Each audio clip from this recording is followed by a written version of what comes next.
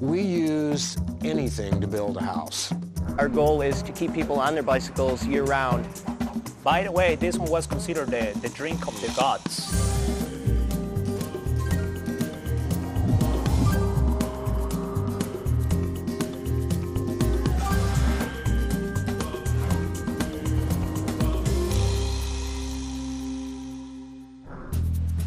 Welcome to Save My Planet. I'm Stephen Brooks, here in Costa Rica, one of the greenest places on Earth. They also make some pretty delicious organic chocolate right in the rainforest, but we'll see that later. One of the biggest problems facing our planet is the amount of trash all of us produce every day. Wouldn't it be great if there was a way to do something constructive with all that garbage? Like maybe build a house? Don't laugh. You may want to move right into one of the homes that Dan Phillips is building in Texas. Let's go to the Lone Star State and check them out.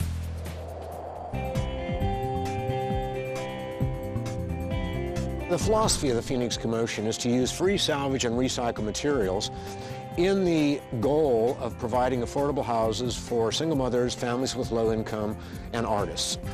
Also, in the mix, train unskilled workers so that we're basically using one social problem to solve another. The idea is that we're trying to keep things out of the landfill. Landfills are getting choked and closing all over the country. In a town this size, which is 30,000, we otherwise would be burying materials for a small-scale house once a week. That strikes me as just a little bit piggy. Good point, Dan. But are materials destined for the trash really reusable? We have little families that would do anything to own a home, and here we're throwing away all these materials. They're good materials, and if you keep an eye towards design, they can be pleasant-looking houses.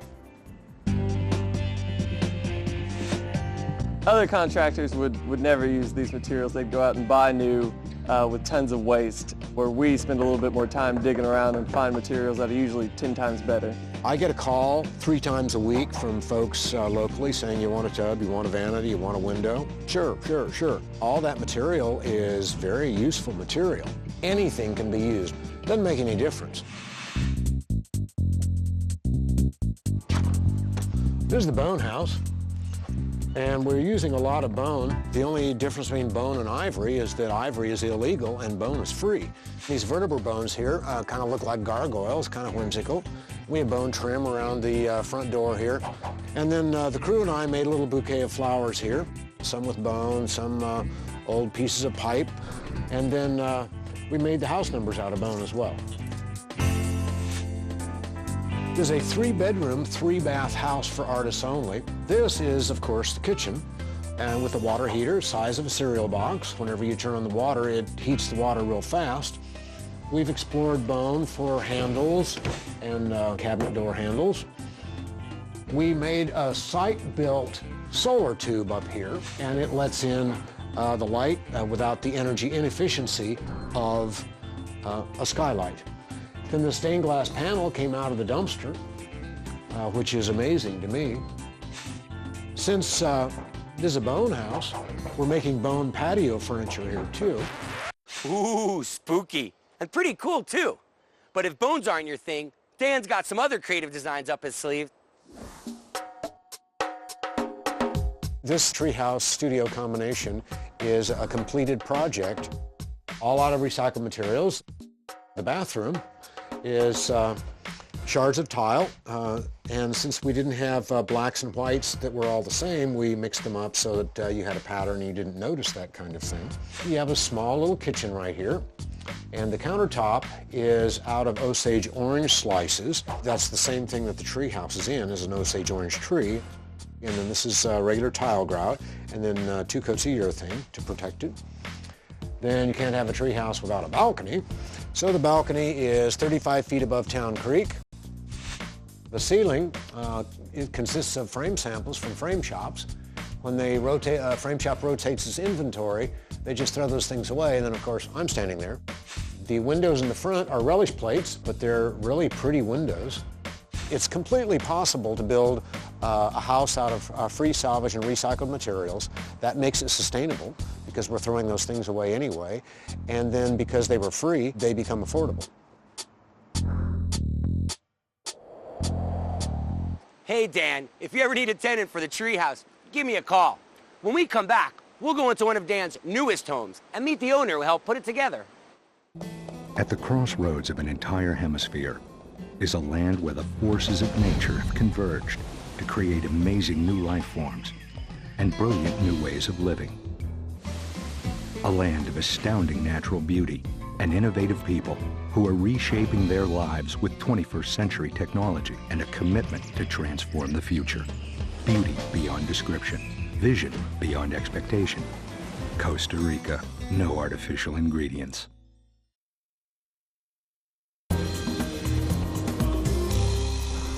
Welcome back.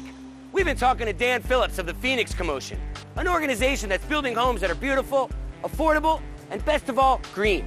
In fact, over 80% of the materials used to build these homes would have ended up in the landfill.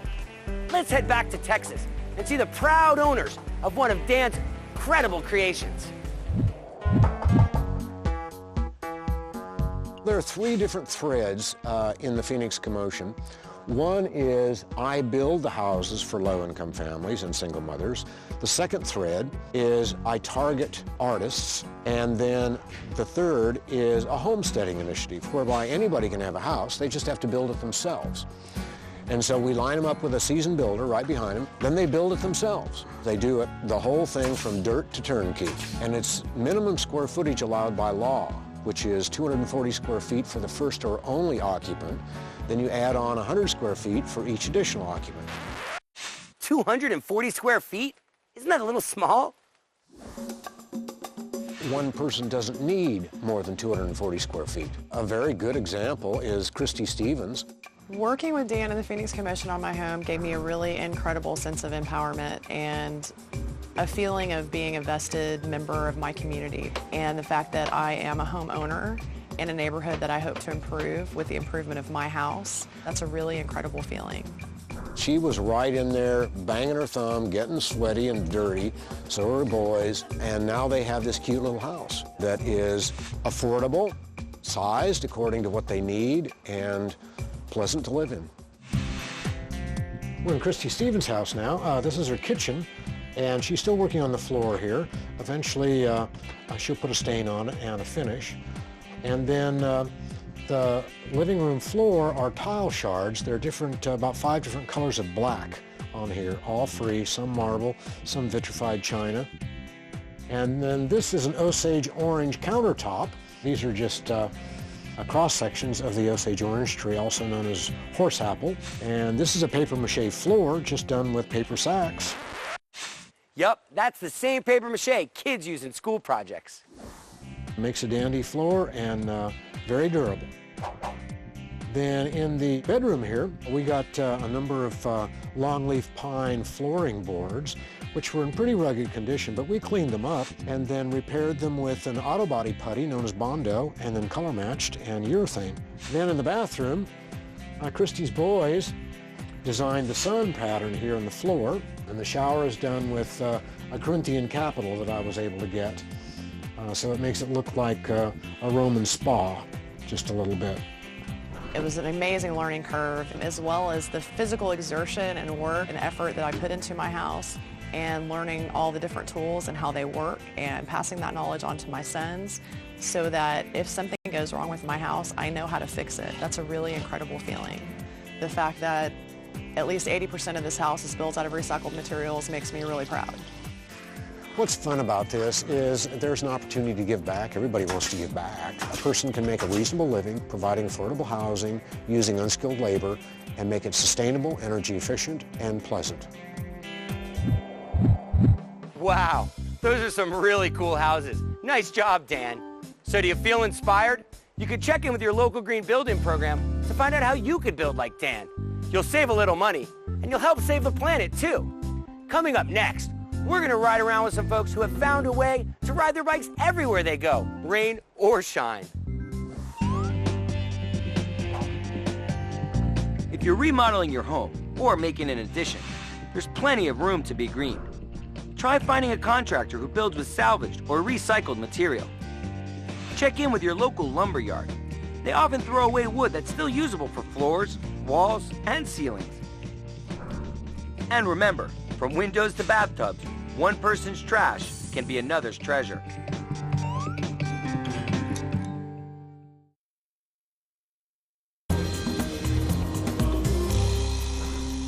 Welcome back to Save My Planet. Did you know that about a third of the total U.S. carbon footprint comes from cars and trucks? America has about 250 million of them on the road. So imagine the impact we could have if we drove just a little bit less and hopped on our bicycles a little bit more. Well, as the folks you're about to see will tell you, it's not as hard as it sounds, even in the winter.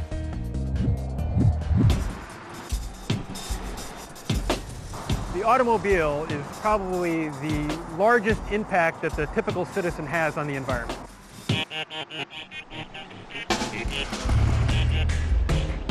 Individual transportation takes up a third of the total greenhouse emissions, so that's a pretty significant chunk of carbon that we're letting out into the atmosphere.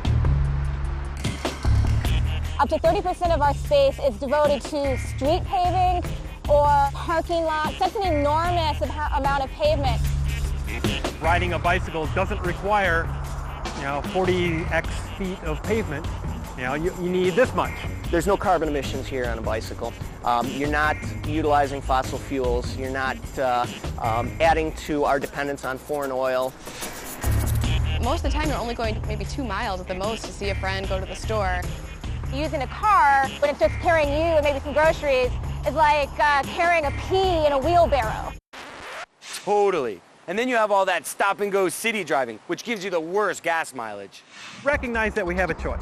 That every day when we come out and we say, how am I going to get to work, we have a choice. I wear dresses, I wear high heels. It's easier to ride your bike in high heels than it is to walk in high heels. Say Monday, you take the train down, you bring a garment bag with your suits, your shirts, whatever you're going to need at the office for the next week. I'll get there early, I'll take off my hat, my helmet, and fix my hair. Well, Chicago is actually an excellent city to bike in. It's been voted by Bicyclist magazine the most bike-friendly big city in the nation.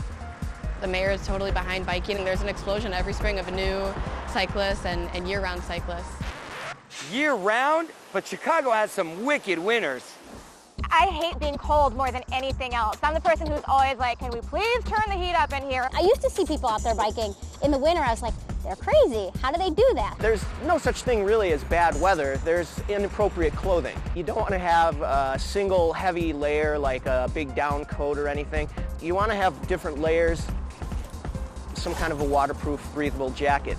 Gloves, socks, there's different kinds of headgear.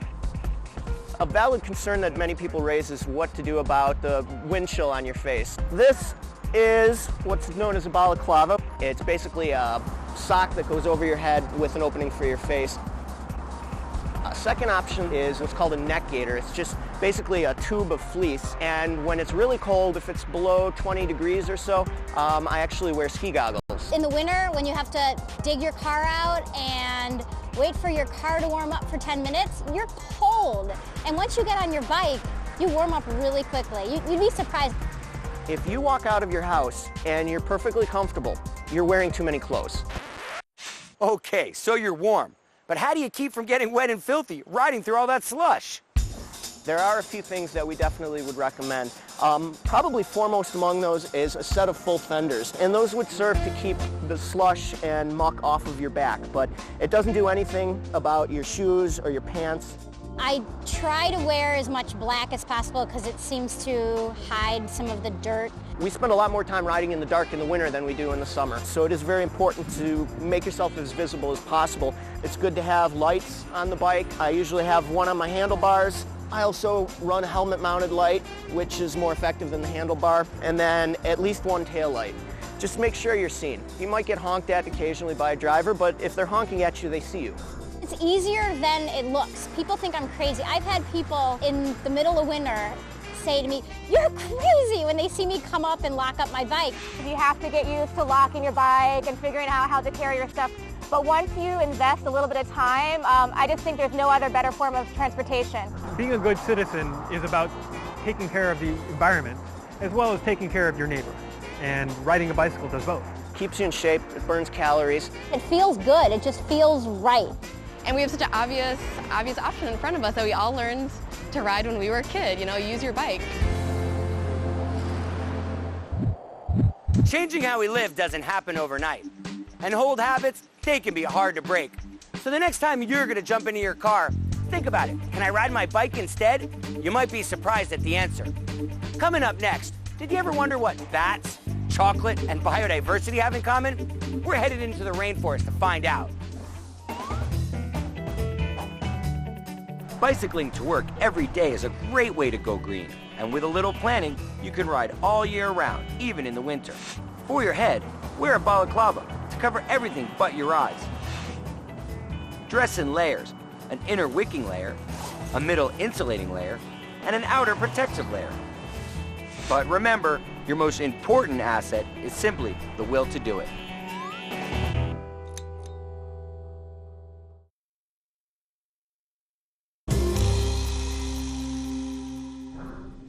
Welcome back to Save My Planet. Environmental research and education might not seem like the most exciting of topics, but at the Tirimbina Rainforest Center in Costa Rica, they may have a solution.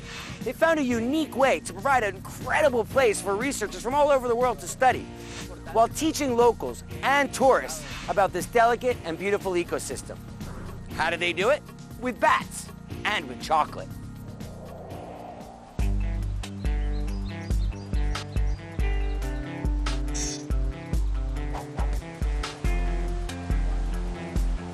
I'm here with Carlos Chavarria at the Tirimbina Rainforest Center. Tell me, Carlos, what is Tirimbina? What do you guys do here? Tirimbina is a non-for-profit organization that is working on conservation, research, and education. And that we are trying to do is to protect our rainforest reserve, working with the local communities. So this is why we decided to start working with tourism. So now tourism, it is the principal way how we are financing research and how we are financing education. So I understand you have a project with white bats. Tell me a little bit about that. It is one of the many research projects that we have here, and it's related in general with bats, because when we think about bats, we are thinking about Dracula, vampires. So we are trying to do is to give the real importance from the bat. I'm here with Bernal Rodriguez. He is the Director of Research here at Tirimbina. Entonces, tu enfoque, ¿en qué tipo y qué es la importancia de las murciélagos? Bueno, en Costa Rica la mitad de las especies de mamíferos son murciélagos. Wow. Tenemos más de 100 especies de murciélagos. Wow, more than 100 species. It's half of the mammal species in Costa Rica are bats. That's pretty cool. Whoa. It's scary. Oh my goodness. Would he bite me? Yes. So at night they'll catch many different species of bats. This is a great one to show to guests and to the people, the researchers here, because it's really important for people to connect with the bats and realize that they're not this, awful and scary thing. A lot of places in Central America where the rainforest has been cut, the bats are the species that actually carry the seeds there and reforest the large rainforest trees. Y eso es gratis. Wow, and it's free. Now that's a good deal. So you were saying that you study the white bats. Sí. Can we go see them? Sí, claro. All right, let's go. Vamos.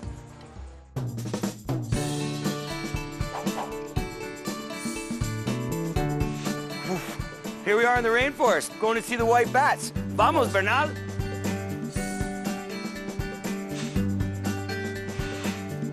Think you found them. I see now why they call them white bats. They're white. Bueno, esta es la tienda. So this is their little tent.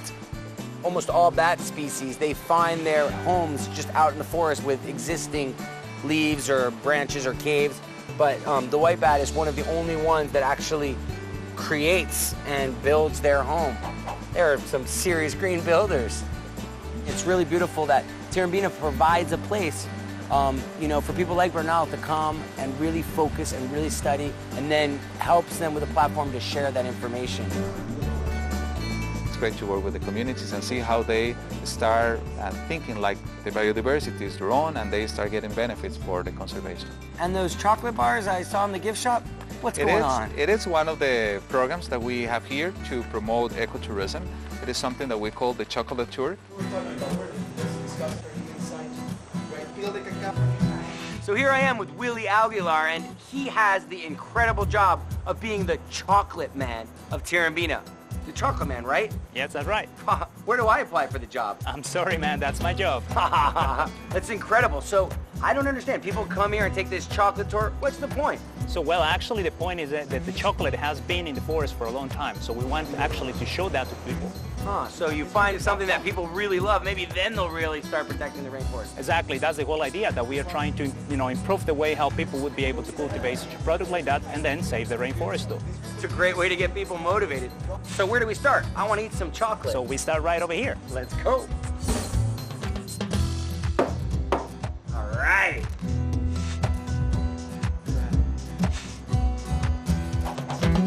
Just to think, there's thousands of species of plants in the rainforest here, but they've figured out you could take the seeds of this and mash it up like this and make chocolate. So genius. Forget about your fancy cappuccino maker. I make jungle hot chocolate. Salud. By the way, this one was considered the drink of the gods. Only the most powerful people in a native group will be able to drink it. It's delicious. Thanks so much. It's so great. I mean, this hot chocolate tastes delicious, and it's not only delicious, but what an incredible way that Tirimbina is bringing guests and local people here to really connect with their food and really learn about chocolate, and what an incredible experience. I really appreciate it. Thanks so much, Willie. Thank you for coming. Salud. ¿Quieres un poco? Yeah, sure. Thanks a lot. The work going on at Tirimbina is just one small example of how people are finding creative ways to better understand and protect the places where they live. And a sweet incentive never hurt. I'm Stephen Brooks. See you next time.